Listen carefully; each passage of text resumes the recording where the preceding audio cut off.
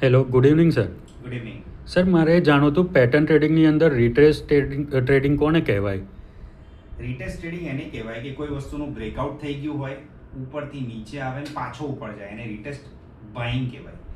એવી જ રીતે બેરિશમાં હોય, બહુ જબરદસ્ત નીચે પડ્યો હોય, પાછો ઉપર જાય, એક એરિયાથી પાછો નીચે આવે, એને રિટેસ્ટેડ કહેવાય. એક એક્ઝામ્પલ છે, અહીંયા ચાર્ટ જોઈ લો તમે, ક્રૂડનો ચાર્ટ છે. અહીંયા આ ક્રૂડનો ચાર્ટ છે, જેને એને હેડ એન્ડ શોલ્ડર્સ બનાવ્યું છે અને બહુ મોટો બ્રેકડાઉન આપ્યો હતો. અહીંયા તમે આપણે અહીં કહી શકીએ ક્રૂડે ઓલમોસ્ટ 216 પોઈન્ટનો બ્રેકડાઉન આપ્યો.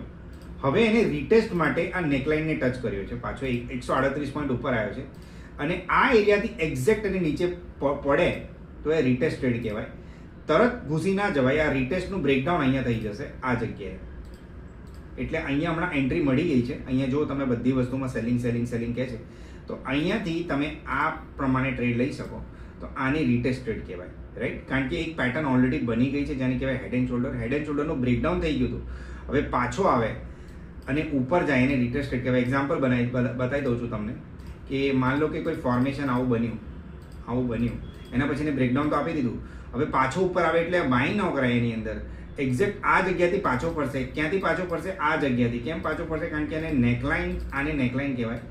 આ નેકલાઇનને ટચ કરીને પાછો ફરે તો એ રિટેસ્ટેડ સક્સેસફુલ કહેવાય. ને રિટેસ્ટેડ ઘણા અંશે સક્સેસફુલ જ હોય છે. એટલે તમને બી ટ્રેડિંગ કરવું હોય તો કોઈ બી પેટર્નની અંદર રિટેસ્ટેડ મળતો હોય તો બહુ હેલ્ધી બ્રેકડાઉન કાં તો બ્રેકઆઉટ ટ્રેડ મળી શકે છે. Thank you very much.